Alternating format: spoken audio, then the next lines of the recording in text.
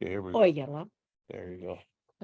No leila, mahalo nui ia o ko ka poe I ho'ea mai, hele kino mai ho'i, pela pu me ka poe I zui mai nei, komo mai. No leila, mahalo e na haumana o ka papa pala leo. Ai? Oh, yeah. Ai. Pala leo, a Mhm. pela pu me ka umau haumana mai ka papa Oceania. Pela pu no me ko uhoa o Dr. Apollonia Tamata. Mahalo ko ho'ea ana mai me na hana a kako ke ia o. Yeah, I mean a polopeka o Pelikania. Olepe alia iki mai. Alia iki mai. A mahalo I na polopeka o ke ke'ena ōlelo pelekania, a pela pu me na polopeka, mai na ke'ena like ole e zui mai nei ua ike wau ke kahi mau inoa. No leila, mahalo na hoi UH Press, ka hui ho'opuka puke, a pela pu me ka Center for Biographical Research, a me na 5 kāko'o ma leila, a me na hui kāko'o I lo'a I ke ia brown bag series. Yeah, so we're just very grateful to be able to be 818 of the Talks with the Brown Bag series and are grateful for this platform as well as the opportunity to share the works that are contained in this particular publication. Mahalo for joining us for an overview of the publication. We'll start with defining mo'olelo and then looking at the process that we had and kind of the impetus for the book. And then finally, and most importantly, we're going to look at the mea kākau, our scholars and artists who contributed to this book. Their creative and academic scholarship are featured there and have made this publication possible.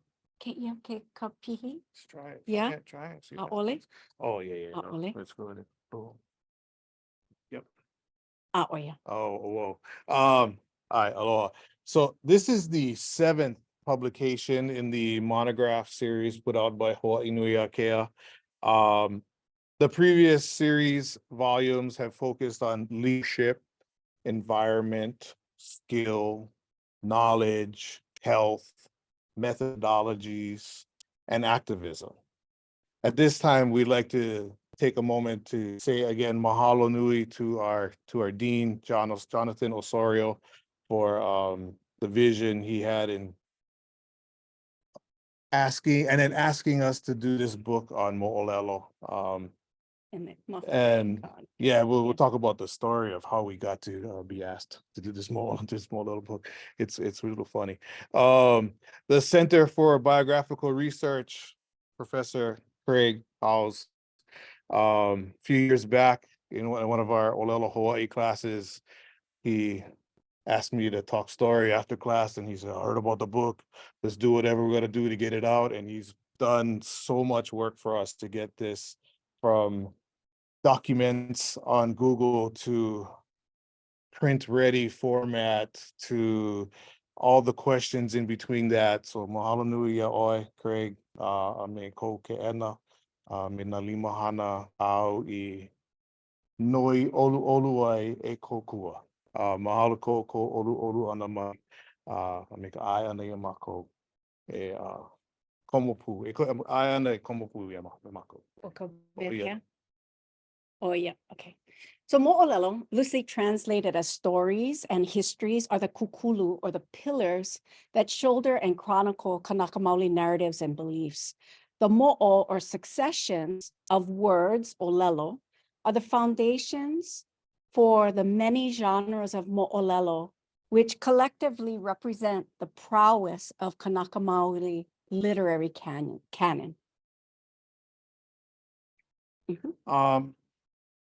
So in Poipoi's 1906 Mo'olelo Hawaii Kahiko, he writes that mo'olelo are the ho'olo and ho'opili that lay the foundation for Kanaka to understand who, what, why, where, and how we are.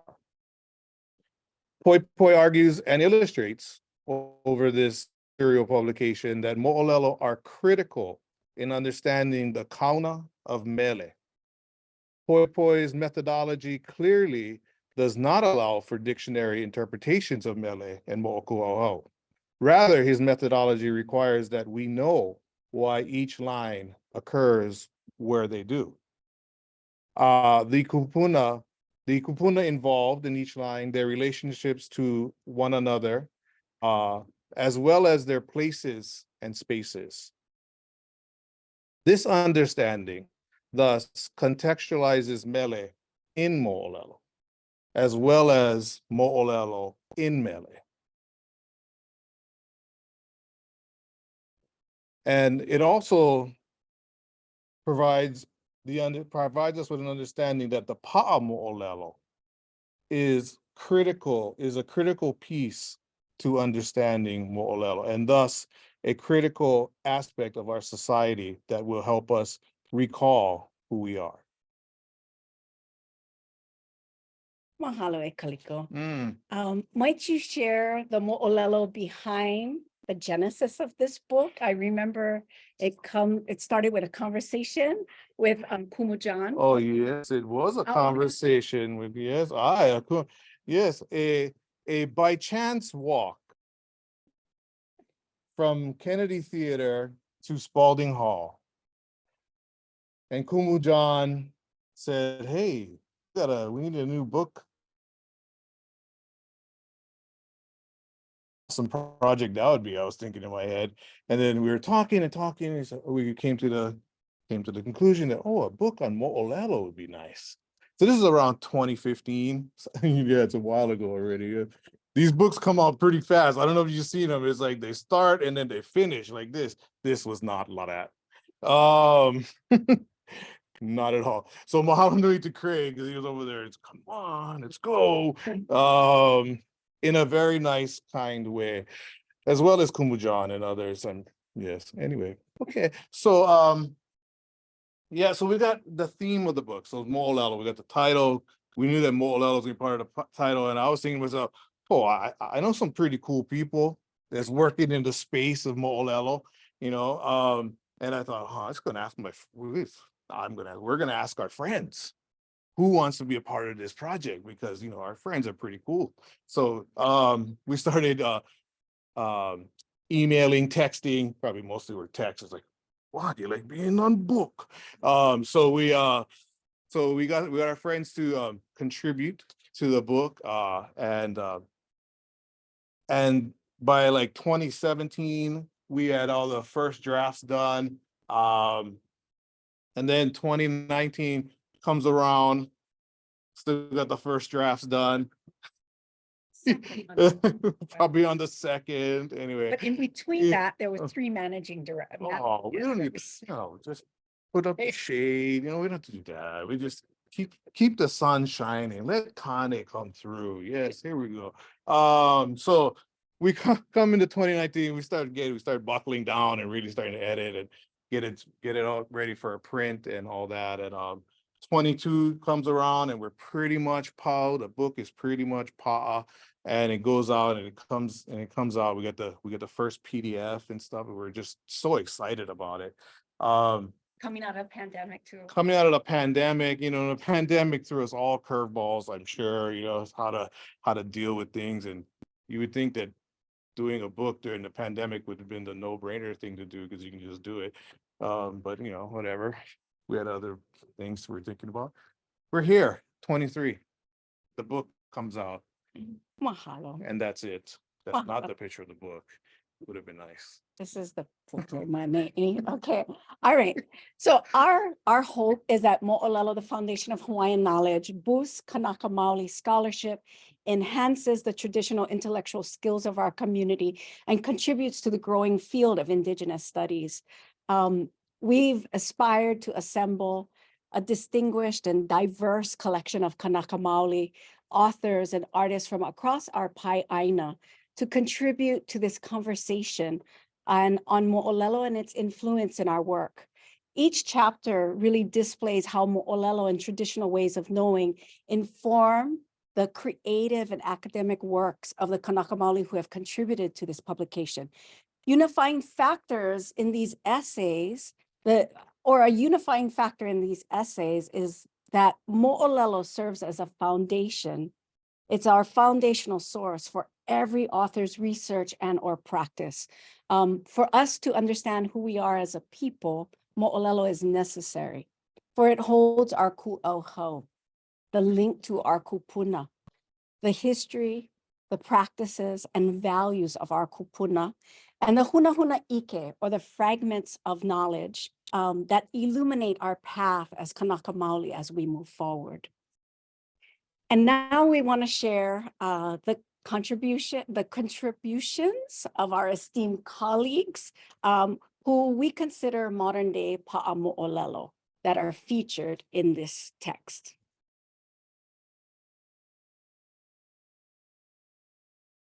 In the series, Ho'omana Kahiko in Kanupepa Ku'oko'a, Paul William Ka'ava wrote regarding Haku Mo'olelo. He po'e na'awau ke ia. He po'e ia'o ia mai ka wā u'uku mai. Haku Mo'olelo are also similar to what Mary Kavena Puku'i, whose lahanau is today, Aolene, Aoli lahanau, Tutu Puku'i, George Huel Sanford Kanahele, as they refer to the same group of people as Pa'amo'olelo. So in Kanaka Maoli society, Pa'amo'olelo were identified at a young age by their keen ability to apo, or retain knowledge. They were selected and trained to retain mo'olelo taught to them by a master Pa'amo'olelo. These individuals then served as genealogists, historians, and poets. As co-editors, Kaliko and I are so fortunate to have brilliant friends who were willing to share their expertise in the discipline of mo'olelo, as well as the ways that mo'olelo influences their creative and academic endeavors and their personal journeys as well. Each chapter in the book is prefaced by a quote from their chapters that we felt encapsulated the essence of each author's essay. And so these quotes will be presented here on the slides. Some of it we might think of as noble sayings. We might think of it as potential olelo no'eo for the future to come, proverbs that we might repeat or we might quote in our future works. The contributors in this Hawaii Nui Akea series volume demonstrates the breadth and value that mo'olelo hold for our lahui as the ho'olo and the ho'opili to the mole, the roots, by which we reaffirm and connect, awakening our maoli as Kanaka Maoli. The scholars in this volume invigorate our collective consciousness as Kanaka Maoli as they enhance and advance scholarship in mo'olelo, ōlelo Hawaii, performing and visual arts, traditional and modern methodologies, identity issues, and indigenous narrative studies. Ultimately, this compilation claims Kanaka Maoli scholarships intellectual space in academia, even as it empowers modern day Kanaka Maoli omnisentience.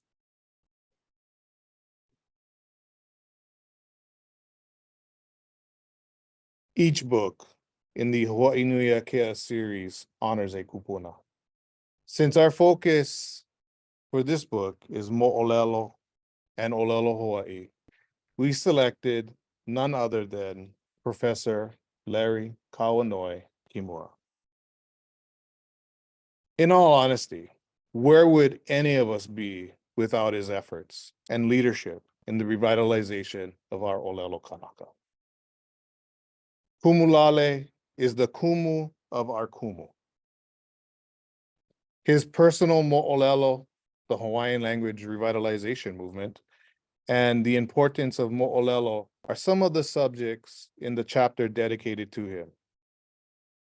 The chapter is entitled He Mo'olelo Ola, Aukahi Po'ola ōlelo Hawaii, which was penned by Kamalani Johnson following an interview with Kumu Ōlelo. Kumu Ōlelo is also featured on the cover art. This publication honors Kumu Ōlele's countless efforts over his lifetime to perpetuate ōlelo Hawaii. Aloha nui oe e Kumu Ōlelo. Ki kohu ia kahulu io me ka ula ula is the title of the cover art by Ahukini Kupihea. Kupihea's art depicts the ways that mo'olelo are held, remembered, and transferred from one generation to the next. Honoring kupuna and mo'olelo, the cover image spans time and space, representing how traditional knowledge bridges to modernity. Kupihea captures the vessels of mo'olelo that have evolved over time. The printing press, the microfiche, computers, and the modern era of digital media. The image which wraps the book, as you can see, wraps around the book. Please look on Bombay. The image is illuminated by Kane, as you can see up on the top. Kane illuminates the Mahina and Kiao Kanaka. That enlightenment gives passage to Hawaiian knowledge. Ike ku'una, traditional knowledge, has been passed down from generation to generation through multiple mediums. As the words are chanted by Iolani Luahine and heard by the masses, written and made into repository, the wisdom flows to our reclamation of our ōlelo Hawaii, as Kumu Ōlelo holds the Kaleo Hawaii microphone. We hope that the contents of this book match the depths of this art.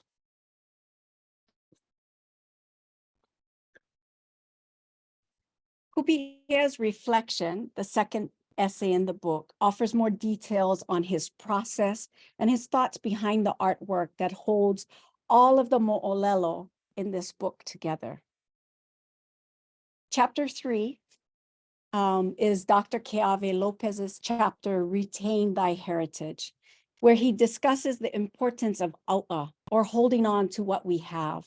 Through his inquiry into one of our most famous traditional mele hula, ōpua ia, Lopez weaves his knowledge as a kumu hula and a scholar together to stress the importance of holding on to traditional knowledge, drawing on the acts of preservation and perpetuation by Kanaka Maoli scholars Poipoi, Nakuina, Hele Kunihi, and Pukui.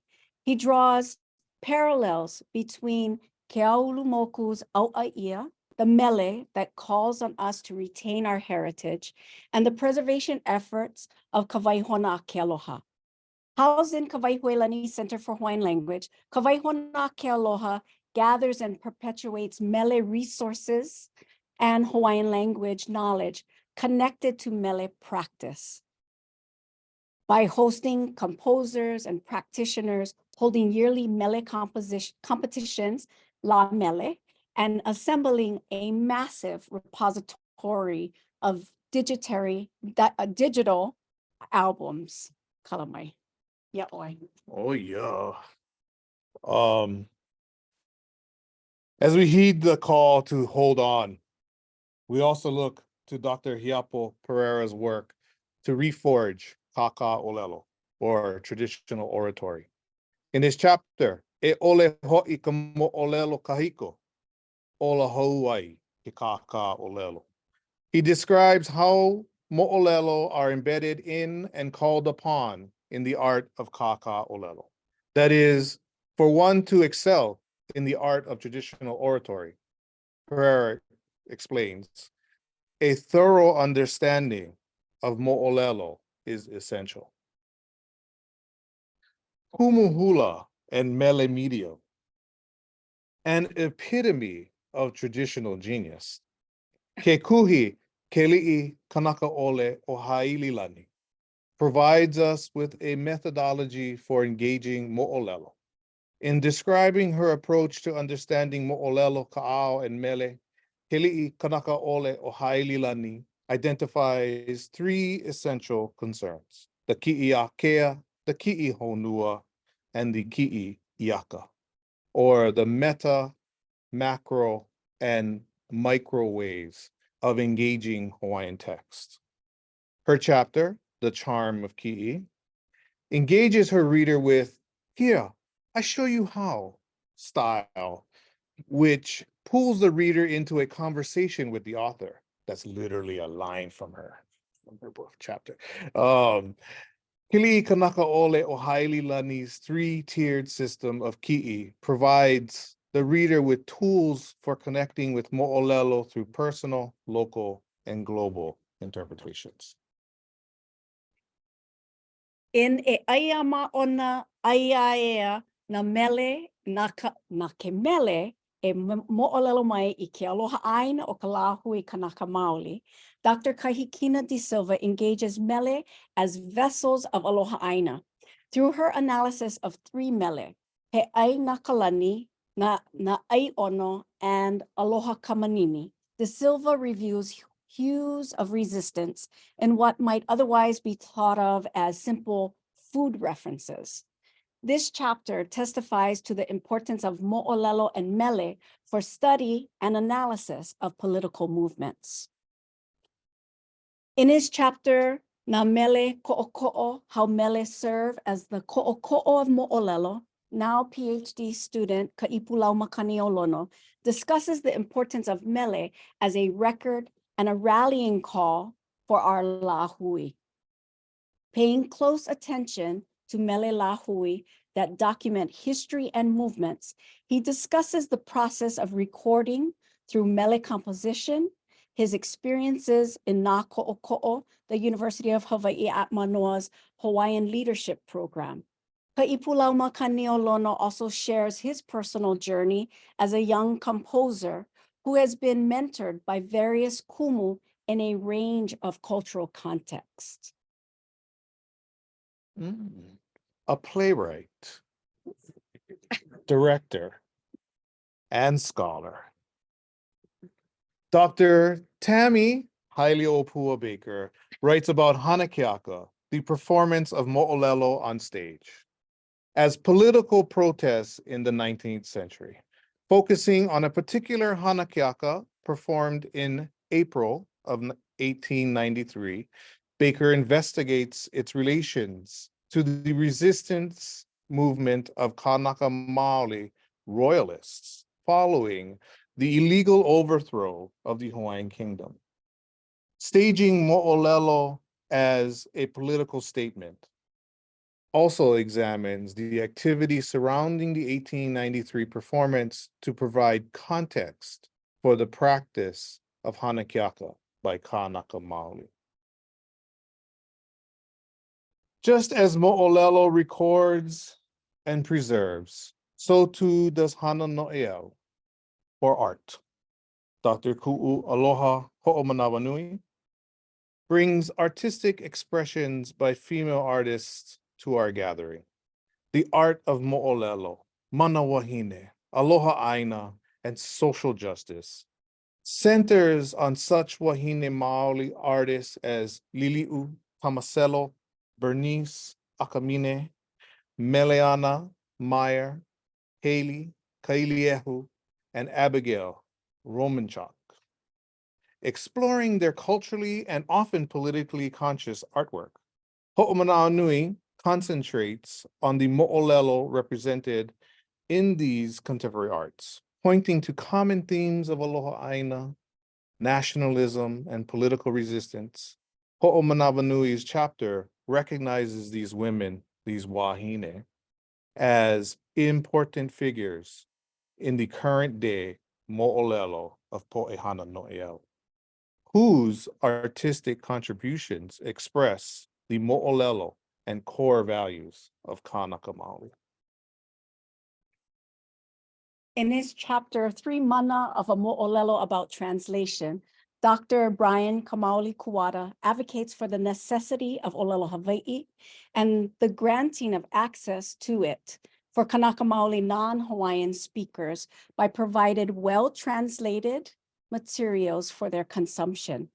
Drawing upon the mo'olelo of Kaliko Ōlelo to explain the challenges of translation, Kuwata impresses upon the reader that Kanaka Maoli should still learn ōlelo Hawaii so that we can do our own assessments of the context, meaning, and intention of mo'olelo. Linguistic endeavor depends on mo'olelo to answer such critical questions as why this form now? In pragmatic and discourse analysis of A-class selection, mo'olelo is empirical data. Dr. C.M. Kaliko Baker analyzes genitive subject selection through discourse and pragmatic lenses, demonstrating in the process how a firm grounding in mo'olelo Hawaii makes possible a fuller understanding of A-class subject selection in nominalization and relative clause constructions. Dr. Kalehua Krug writes about his journey in becoming a mea kakauhi, or traditional tattoo artist, emphasizing the importance of knowing our history, our mo'olelo, to comprehend fully the loina involved in the journey.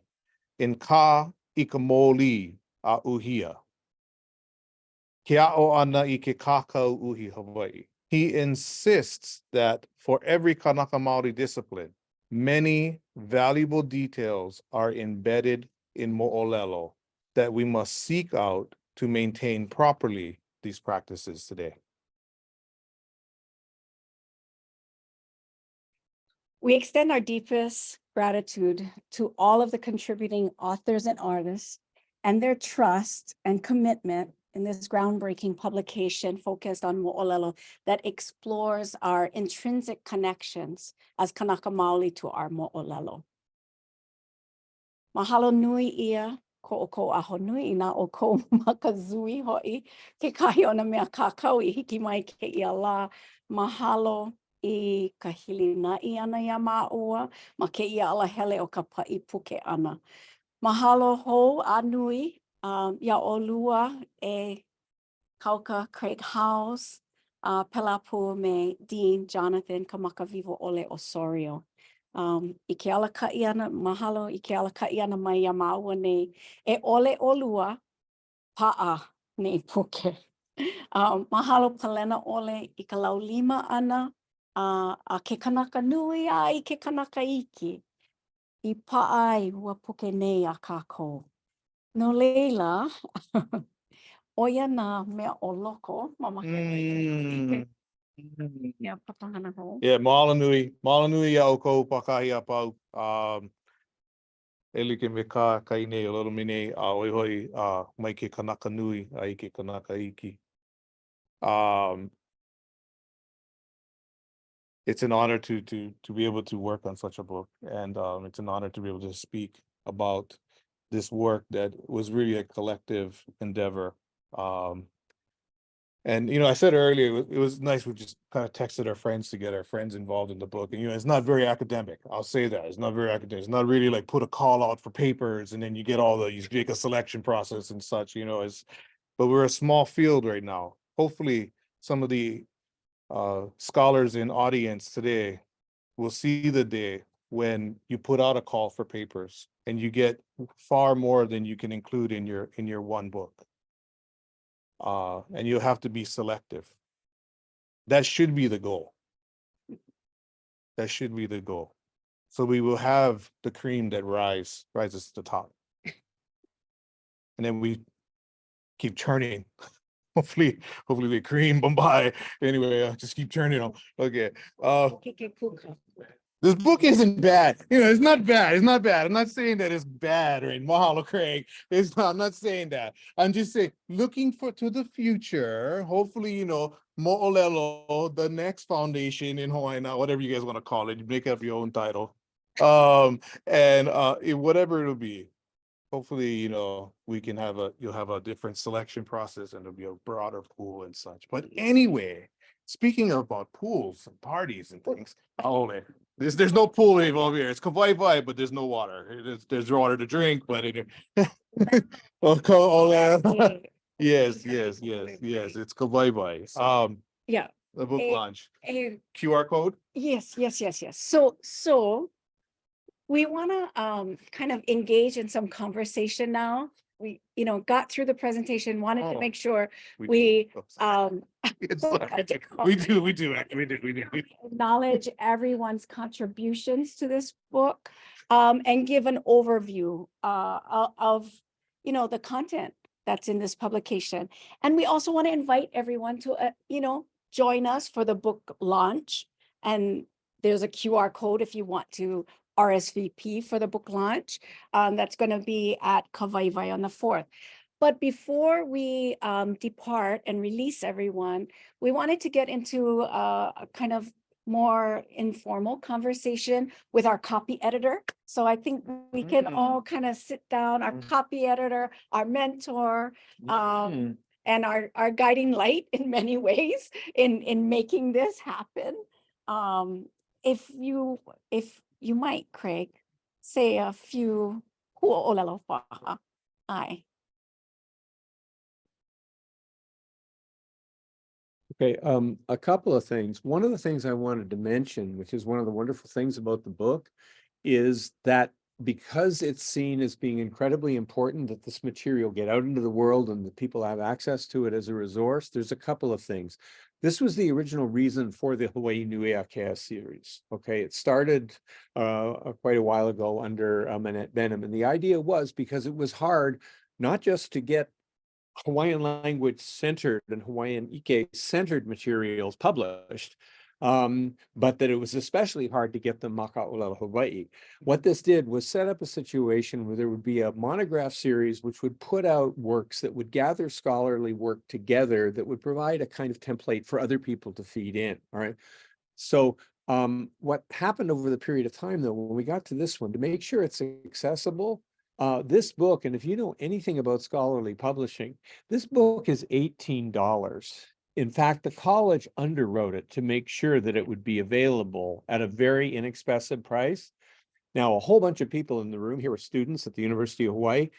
Hamilton Library purchased in. So if you are a student at the University of Hawaii, you have free download access to the book through the library. And that'll be permanent for anybody who's a student at the University of Hawaii or through the system. So I just wanted, one of the things I wanted to emphasize was that getting the work done was important, but making sure the access was there was extremely important. So that's one thing I wanted to emphasize. The other thing I wanted to emphasize was we're still in the process of figuring out how to put together the desire for materials with the mechanics of publication. And it's not necessarily a matter of Napo'e ōlelo Hawai or Ike Hawaii having to catch up with the process, but frequently the process having to catch up with that. I'll give you a fairly straightforward example that came up recently. Noe Silva, of course, is an incredibly important scholar, but one of the most important things she did was when she published her first book with Duke University Press, she got it set up so that they weren't pushing the Hawaiian the translations up into the front and the Hawaiian into the footnotes.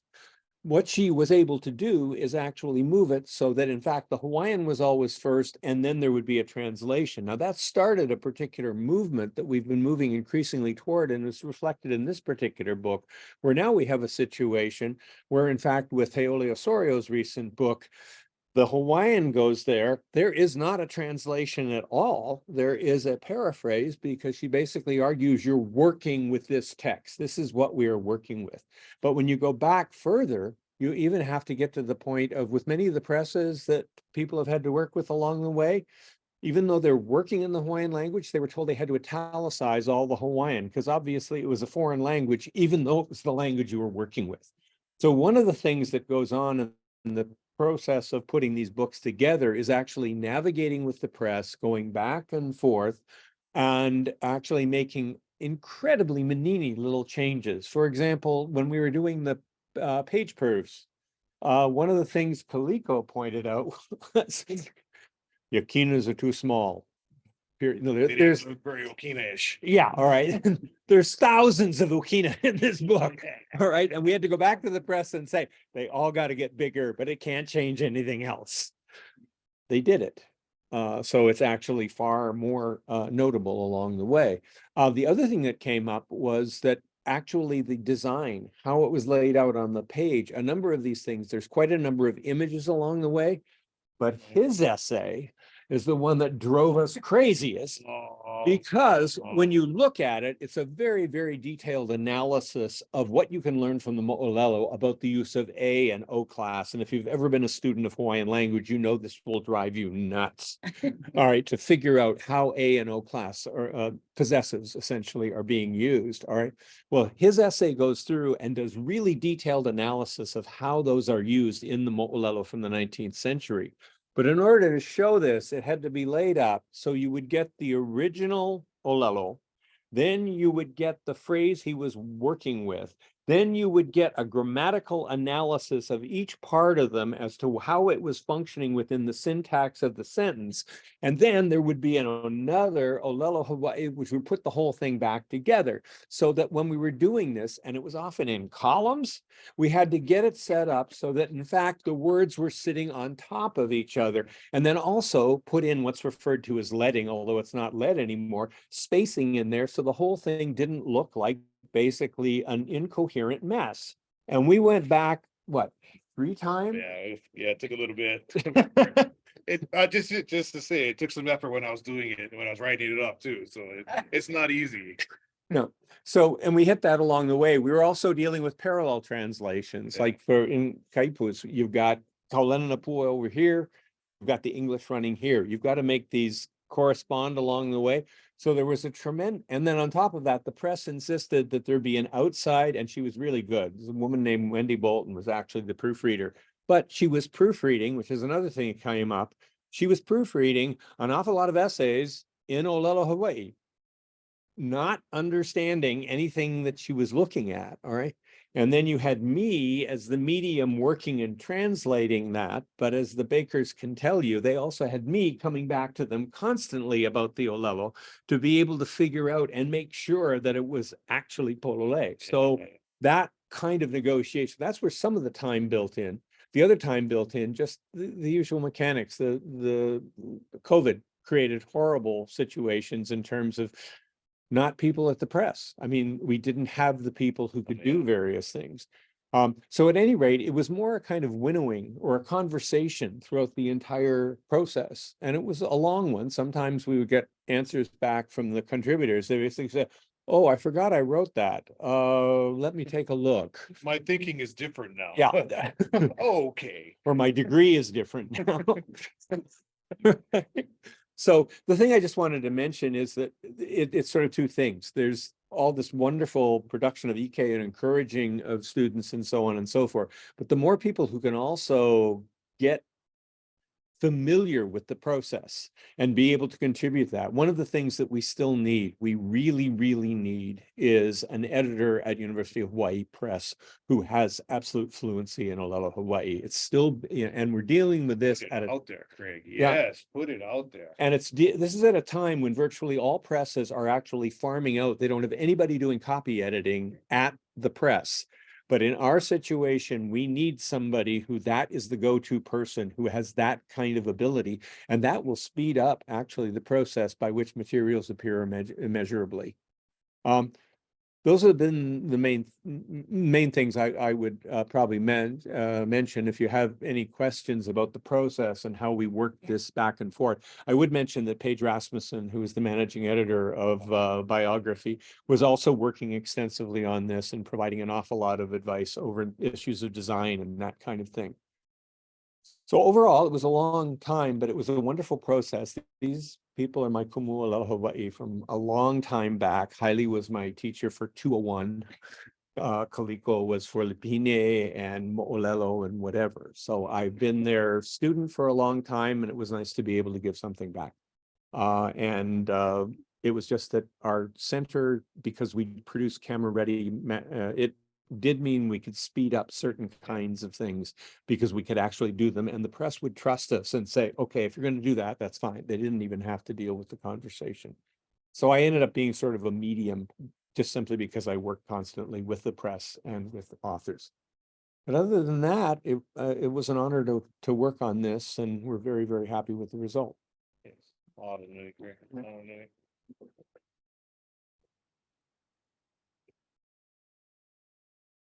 Yeah, we have a few minutes if there's questions. Anyone? Ew. Local. Sorry, it's not about the content, just I have family continent who are very interested in ōlelo and ōlelo.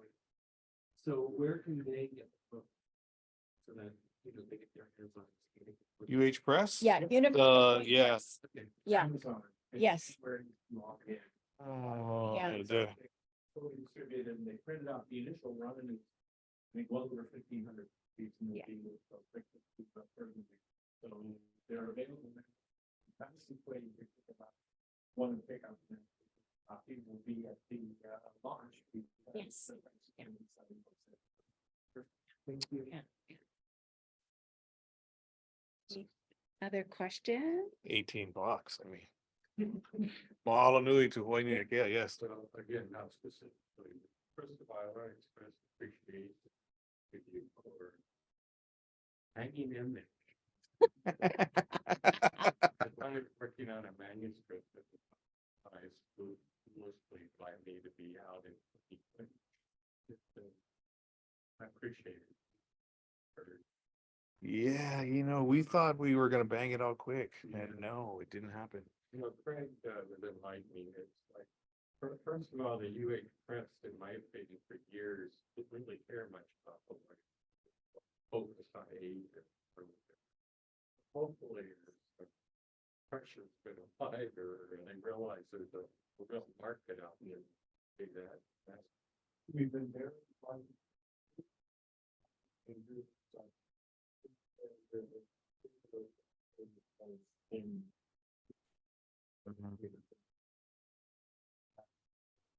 Good application.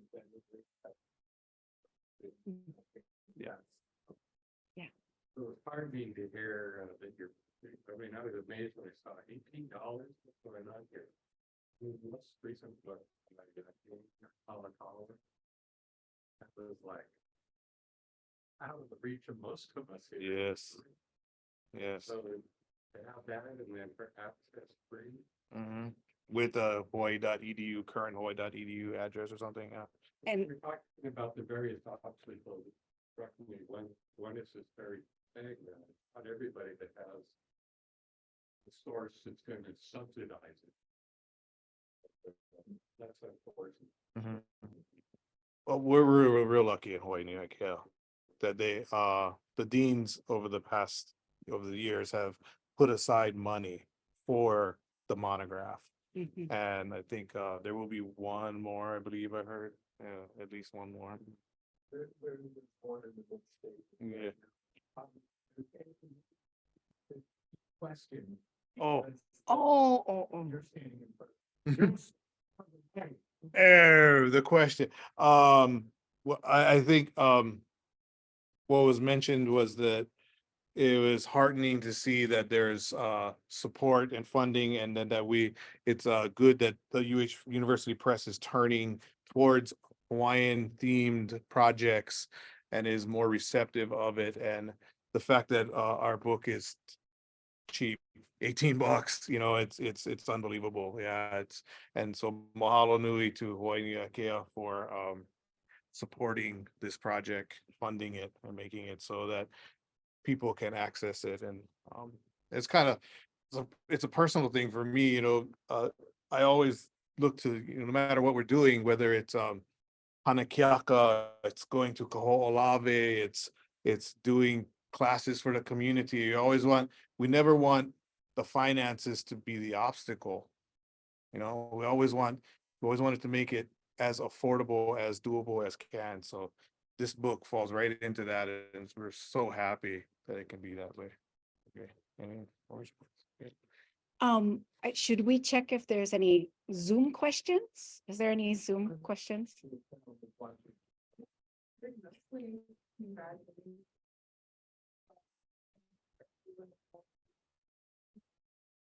That's what we've got so far. Okay. Oh, yeah, lots of mahalos, yes. It's mahalo.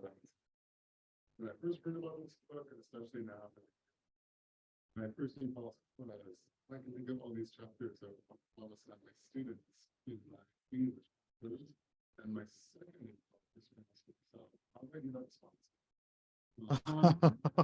Yes. Ask you as educators, you know, the conversation about how do people like me, English literature, who's very invested in helping students sort of think about where they are, think about sometimes. Do you have any advice? How do we talk to people like you about introducing more, thinking about these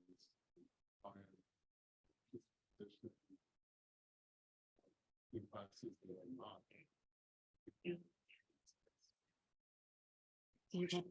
You teach outside of ōlelo Hawai. I don't think that's what you do. Okay, I'm going to try and repeat the question for those on Zoom. Yeah. No. The question was around how does one, maybe teaching English literature, take a text like this and incorporate it into the classroom responsibly? Yes. Okay. I think that the perspectives that are shared can all enrich in their experience and how they look at literature. And that's one of the common threads where people talk about how we engage with our body of literature.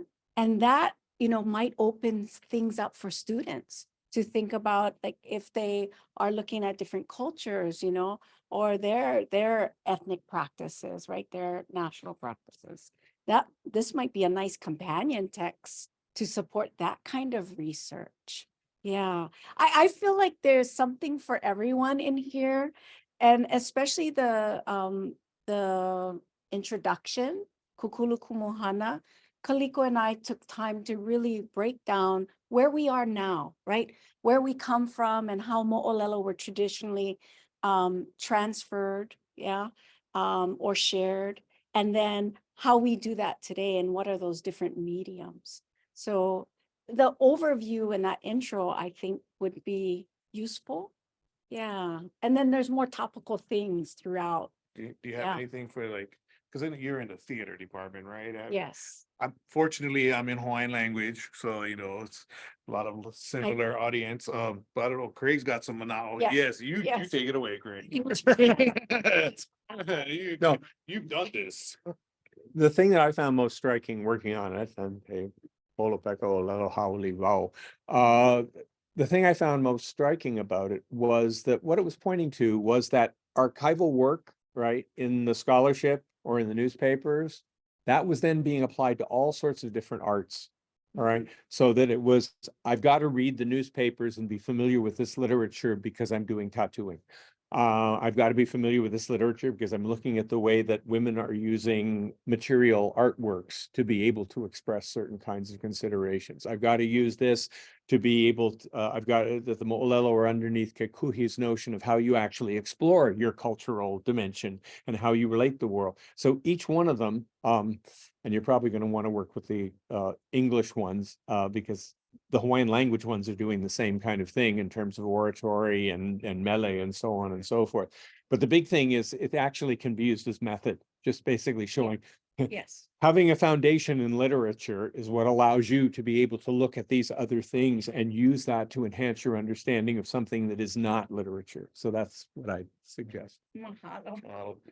I also think it's critical to understand our own biases. I mean, what we bring to the table, how we see things, and then how do we neutralize our biases, and then look at, because even for us in ōlelo Hawaii, we still come to the table with lenses that we were raised with and that we develop through our lifetime, and we have to figure out, okay, well, how do we take that lens, put it on the side, and then try to fit ourselves in the lens that the author is shaping for us so that we can see the mo'olelo through his or her eyes.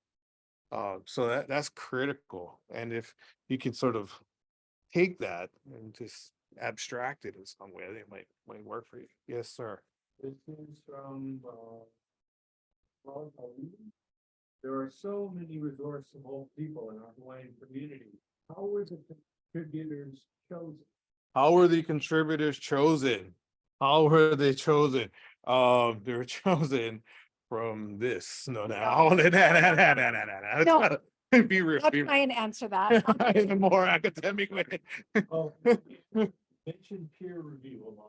Oh, yeah, we have to peer review. We'll mention Yeah, that. it's like a real book, bro. It's like a real book. Yeah. Okay. So honestly, when I was invited to co-edit, Kaliko and I sat down and we just kind of generated a list. And one of the first people, we spoke to, and granted, these are all our peers. These are people we were in Kumu Ōlelo Hawai with when we were undergrads, right? These are people that we have different community affiliations with, whether it's, kaho'olave or other practices. We turn to our hoa. We really turn to our friends, our colleagues. And, we reached out to some that weren't able to participate. So Noelani Arista, that's one, we reached out to her and said, you want to contribute to this book. It's mo'olelo, that's what you do. Let's jump in, let's do this. And also Alohalani Brown, we reached out to her. They had other obligations, so they weren't able to contribute. And then everyone we've listed Knew here. how long it was gonna take. Yeah, and probably that's, it took a while. So maybe that, yeah. Jokes. But no, they wouldn't have known that when we asked. They wouldn't have, them. nobody would have No, known. no. 2015. We didn't would've know it known. was gonna take that long. And then each and every person that we listed, they are part of, I guess you could say, our circle. They're part of us as academics, as artists, in who came through the Mānoa community, the Hilo community, universities, and then also are very active in cultural practices. Those were the people that we turned to because those are the people that I think we have nice working relationships with, and we wanted to amplify their work. We wanted to elevate the work that was being done by our hoa. And that's how people were selected to be a part of this. And it actually, once we got commitment from people, we thought to ourselves, is there other people we should have invited? And we were told at that time by the managing editor to close the gate and start the work. We wanted to keep inviting people, and she. We like everybody sit at the table or sit underneath the Hale Halavai and everybody gets to share their Mānoa. Right. Old style, right? But Yeah. we were kind of encouraged to move the process forward at that point in time. Yeah. Yeah. Yeah. Oh, and it was peer reviewed. Oh, and it was peer review. Yeah, so it went Is it a out. double peer review? No, I don't think so. I don't think. Be- Okay. Because we were talking about that, right? Yeah. Yeah, there's a couple of things. Different publication processes create different kinds of situations. Because this is a series, there actually is an editorial committee for Hawaii Nui Akea to actually put these out. So they're commissioned by that group, they agree, and then they actually serve as evaluators of the material. So the Hawaii Nui Akea has to sign off on the fact that it's okay the way it's laid out at the various stages and that it's up to a particular point. Then when it goes to UH Press, they insist that there be independent peer review. To be able to have it to go to the press to actually be published, there has to be a listing of that. So what happened was, and this is one of the big debates that's going on, whether Hawaii Nui Akea should be selecting the person who does that, or whether the press should be doing it. Because of course you can imagine, given the kind of contents here, and the language facility that would be necessary, basically the Bakers would be able to name every person on earth who could actually do the evaluation. And it might not take two hands, all right, in terms of really the expertise necessary, because everybody else you're putting the book. Okay. So in fact, there was solicited an outside evaluator who did evaluate the book, and that was part of it as well. What we're seeing now, though, is that there's a kind of insistence that with the future volumes, there be even more of that kind of peer review. So right now, there's a debate going on between the editorial board in Hawaii Nui Akea and University of Hawaii Press as to who's going to be responsible for that. And I can tell you the current, without telling tales, the next book that's coming out is actually being elaborately read, the individual essays read by members of the Hawaii Nui Akea editorial board, and also the entire thing as well. And there will still be peer review subsequent to that, because in terms of being able to claim academic credibility on that kind of thing, that's there. But of course, as you're seeing from the contributors here, or whatever, the real credibility of this book is who is in it. They're your friends, but they're also the people who, in many instances, if not all, should be the ones writing about this. Roger that. Oh yeah. Nino from the chat or from the Kenina? One's coming in, one's coming in. Running it up. Okay. Bono Fernandez Jr. Oh, you can. Fernandez. Aloha, Bono. Aloha. Okay. Before all three. Well, okay. How do we grow opportunities like this for Kanaka Maoli scholars, writers, artists to contribute to these kinds of Mo'olelo resources for our future generations? Yeah, why? All right. Okay. How? How?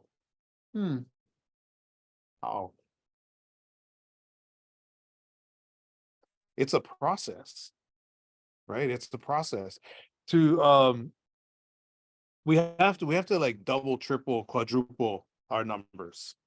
We have what, 12 or so 13, 14 contributors to the book. I should know this as an editor, but whatever. I didn't count myself, I think, and Haili. But anyway, so yeah, so we have, but we need to like quadruple this so that we'll have a pool of people.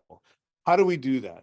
Well, first we have to develop our fluency in ōlelo Hawaii, which will develop our literacy in ōlelo Hawaii, so that we can read the material in ōlelo Hawaii.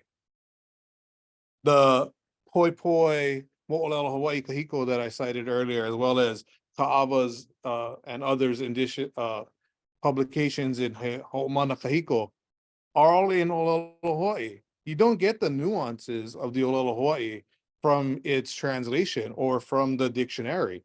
You only get the nuances of the ōlelo Hawaii in knowing how those words are nuanced in normal, everyday colloquial speech. So we have to develop our fluency and our literacy. So mahalo to Hiapo, who talks often about literacy, ōlelo Hawaii, and literacy, not only in a sense of being able to read and being well read, but just knowing our stories, cultural fluency, those sorts of things. Yes. Yeah. Go. I have a one-word answer: funding. Yeah. Money funding. can't buy you akamai, though. No, but funding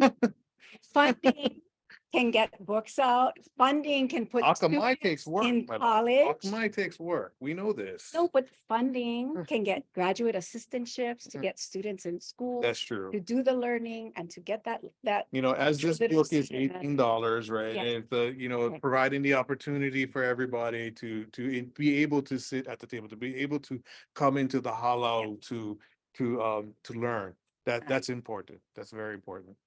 But we also have to have the people who get into the halau commit their lives. Right. Because this isn't just a weekend thing. This is a way of life. There's people in the room who can testify. Yes. Yes. Yes. So Our kaikamahine right here, Nohi, Kaiu, they can testify. Kaipu. Our keikikane, Kaipu can testify. It's 110% every day of the week. Yeah. It's not, I want to be Hawaiian now. Yeah. It's something you do each and every minute of every day. And Probably more like 80, 90, right? Because you Okay. gotta have a little bit of time to let go, right? I don't have breaks. Breaks. Oh, Shidamo breaks. And we know this. Nah. No, I think this is Okay. going to conclude our time here today. Mahalo anui, those who made the time to be here, and our haumana, mahalo anui for being here. Mahalo to our colleagues for being here, and mahalo to those on the Zoom and to the Center for Biographical Research for inviting us to share. Mahalo.